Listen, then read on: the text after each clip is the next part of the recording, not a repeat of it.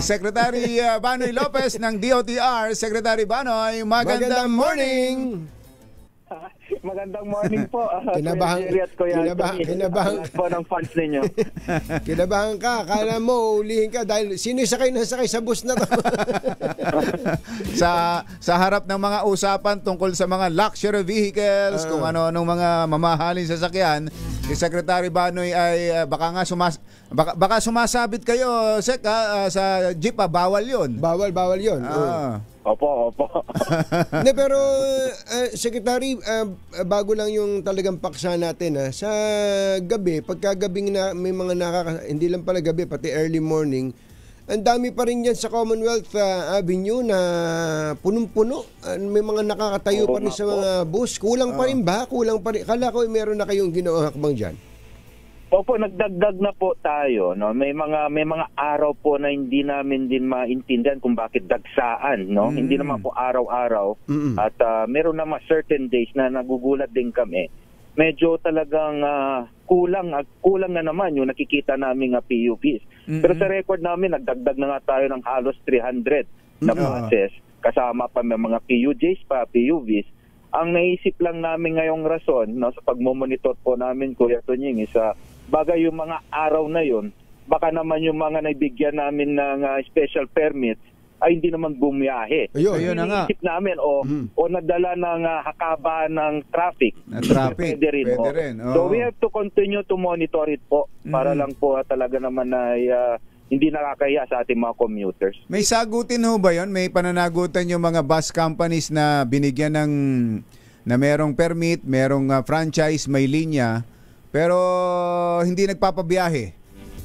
Ay opo, kapag talaga pong walang matibay na rason or talagang not justify kundi bumiyahe, talaga may sagutin po yun. Ngayon, meron naman tayong mga sinasabing acceptable reason. For example, nung araw na yun, may sakit yung tsuper nila, wala silang tsuper, or may sira talaga yung sasakyan nila, ay maaari naman po natin tanggapin yun. So, sabi ko nga po, monitor natin, sabi ko sa LTFRB, at kung yan ay patuloy na lang na ganyan, meron talagang hindi na naman bumabiyahe at it appears parang hino-hoard na naman nila yung kanilang special permits or franchises.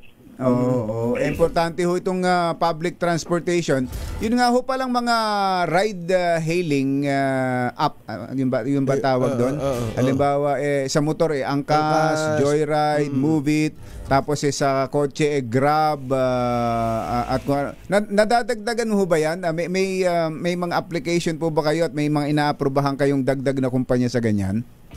Ngayon po, kung pag maalala nyo po, yung ride-hailing, yung sinasabi natin, mga angkas, yung mga motorcycle taxi. Sa motorcycle, naglagay po tayo ng limit na numero na pwede nilang gamitin o pwede sila mag-deploy ng mga motorcycle sapagkat po, ayan po, sinabi nga natin pilot study at kailangan talaga na maisabatas, no? Bago po natin talagang payagan. Pero ngayon po alam ko meron mga nag-a-apply dito sa LTFRB at ayan po sinabi sa akin ni Chairman Vigor at sabi ko sige aralin nga natin if we can expand not only for NCR pero sa may ibang lugar din. Motorcycle yan? Taxis po. Opo, motorcycle taxis. Kung wala tayong nilalabag sa ating, alam ko wala tayong nilalabag na batas kasi wala namang batas. Wala pang batas. Walang pambatas. Pero natin aralin yung viability naman yan. Para we have to be fair also, hindi lang sa motorcycle taxis,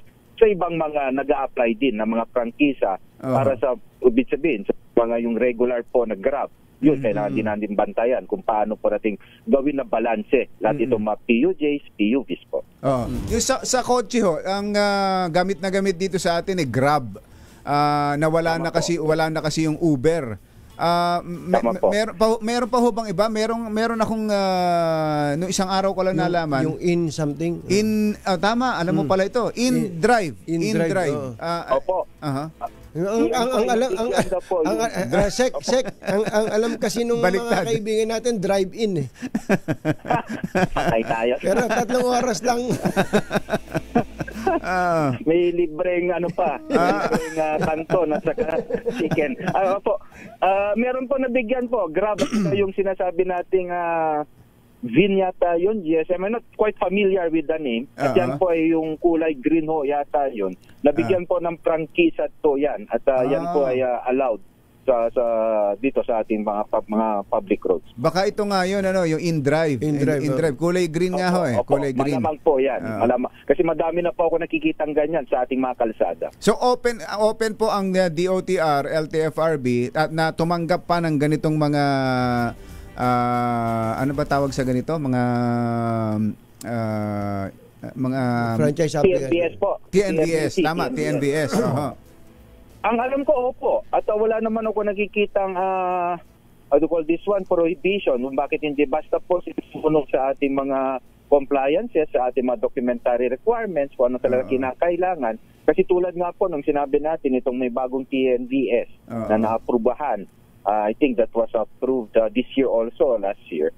So bago-bago pa lang yan. At ang kagandaan naman dito, we allow more players at magiging mas competitive ang makikinabang po yung taong bayan. Walang monopolya, tama. At competition, magpapababa sa presyo.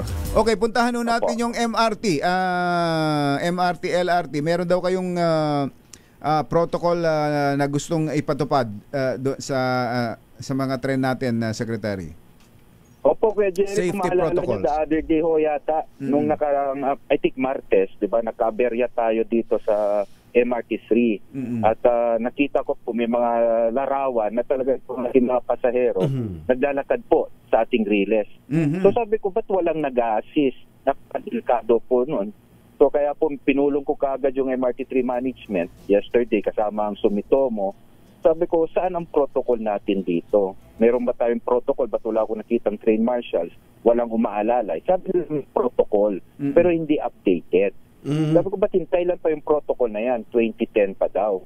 Sabi ko naman, wag na kayo masyado mag-isip-isip ng protocol. Gayahin nyo na lang yung nasa Japan o kung saan yung anong best practice at gawin na po natin. Kasi napakadelikado.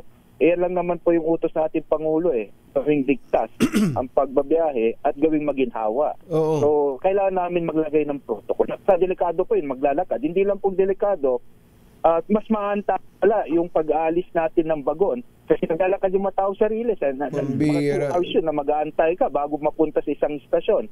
So, dapat meron po talagang standard operating procedure pagdating sa gano'n. Matagal nang walang ganyan, Nangyari na naman pala uli yung aberya, Secretary? Opo, at ang sinabi nila sa akin ang initial report sa technical and electrical issue could be the fluctuation ng electricity natin and everything. So yung bagon na yon nasa depot na para makita yung sinasabi ng root cause analysis at sabi ko magbigay sila ng complete report. Pero ito po ang bagon kasi natin, Kuya Tunying din is kung alam niyo 25 years na po to. Matagal na rin. Naalala po namin nung unang bumiyahe ang ibang bagon diyan. Nung mahal pa pamasahe dyan yung unang inilaunch yung MRT3 kaya ibinaba. Well, pangalawa po yung sa LRT naman nagbabanta daw yung MVP group na makaalis na nga. Totoo, nag-communicate na ba sila sa inyo officially? Nalulugi daw po sila tapos hindi daw po nagbabayad ang gobyerno. Ganito po yun. Una po, yung pagbabanta nila. So kung gusto nila ibenta ang kanilang stake dito sa LRT1, karapatan po nila yun. Management prerogative po yun. At inaalaw naman yan na concession agreement. Kailangan lang nila kumuha ng written approval on our part kasi magbabago ang kontrata. Pero ganito po, yung sinasabi nilang utang, tama po, nagkaroon ng utang ang gobyerno. So, ito yung sinasabi kasi naayon sa kanilang kontrata at concession agreement, every 2 years dapat meron silang automatic fare hike. At yan dapat po ay ialaw ng gobyerno.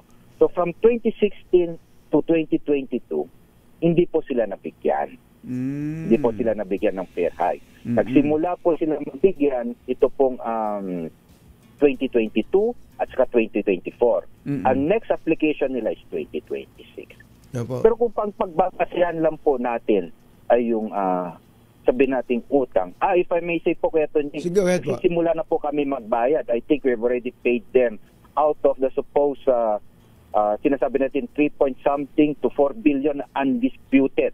Yung talagang nag-agree ng dapat gobyerno. bayaran. Na bayaran, nakapagbayad na po yata kami ng mga higit na 500 milyon. Hopefully matapos nitong taon na makakatayad kami ng mga 1 billion. So nonetheless po, sabihin na natin po na ganun ang sitwasyon. At ang nakikita ko kasi po sa ating mga payagan, hindi nila magawa yung mga kailangan nilang gawin dahil po hindi sila napapayaran. Hindi ko na nga sana masyadong papatulan, pero ang tatanungin ko po sila, ang pag-aayos ba ng banyo, ang palikuran, ang paggagawa ba na dapat malinis ang isang istasyon, magkano ba ang kailangan niyo dyan? Billion po ba yan? At yan naman po ay naaayon sa kanyang concession agreement, regardless kung sinasabi natin hindi pa kayo nababayaran ng gobyerno. Hindi dahil nakaharap kayo, no? Pero gano'n naman dapat ang negosyante. Alang na maitigil mo yung serbisyo sa mga mananakay natin dyan sa kaligtasan, kalinis at kaayusan ng mga estasyon dahil lang may problema, may issue sa pera. Hindi naman ako naniniwalang walang mauubusan ba ng pera si Tito MVP namin? Hindi. Alam pa. Hindi kami maniniwala doon. So, ngayon po, sinasabi nyo, binabayaran ng gobyerno, bagmat hindi pa kompleto, yung undisputed na sinisingil po nila sa gobyerno. Pero kung gusto nilang lumisan, bitawan ang kanila pong stake dito sa LRT 1, hindi nyo sila pipigilin. Maghanap tayo na iba. Ang sa amin po kasi, para sa akin po personal, no? Pag-usapan natin to, pero kung talagang yan po yung papunta ng decision po ninyo, ay management prerogative po kasi yan naman po ay part of your ownership. At ang nakalagay lang sa concession agreement, kapag dumating po tayo sa puntong yun, ay kailangan yung kuhanin yung written prior consent of the department or the government kasi po magbabago ang mga parties. Kumbaga, if I have to be legally technical, parang may innovation na po ng kontrata to. May bagong papasok. So, kailangan din namin aralin kung meron bang kapasidad dyan, meron bang financial capacity o meron pang expertise din po. So sana wag tayo umantong sa ganun. Kapag yung ang pinag-uusapan lang po naman natin ay yung utang na we acknowledge and we were looking for ways na mabayaran. Masalimuot yun kapag umabot sa ganung punto. Sa kumbatsero, di ba, Secretary, ang ganitong mga klase ng mga negosyo, ang lagi nating nakikita, pagka pribado nagpapatakbo, mas maganda, mas malinis, etc. Pero nasa pribado na tong matagal na to eh. Ilang taon nang nasa pribado yan, Secretary? 2014 po na award po yung kontrata. 11 years. 2014 tapos merong isang banyo diyan sa Baclaran, 4 na taon nang walang tubig. 4 na buwan? 4 na buwan ba? Yun po yung lumabas. 4 na taon. 4 na taong walang tubig? Pambihira. Hindi naman siguro. Anyway, nabanggit ko lang yun. Tingin nyo ba ito ay totoong plano o are they bluffing? Knowing naman po siguro out of frustrations din po ang pinanggagalingan ni Mr. MVP. Pero alam naman po natin ang track record ni Mr. MVP po, no. At ang gusto ko nga pong sabihin, alam din po nila nang tinanggap po nila itong concession agreement. Itong mga ganitong kontrata is imbued with public interest. Yes, correct. Ibig sabihin po, alam niya na dapat nangingibabaw kahit papaano, kung hindi man nangingibabaw, ipantay nila yung kita interest at yung serbisyo sa bayan.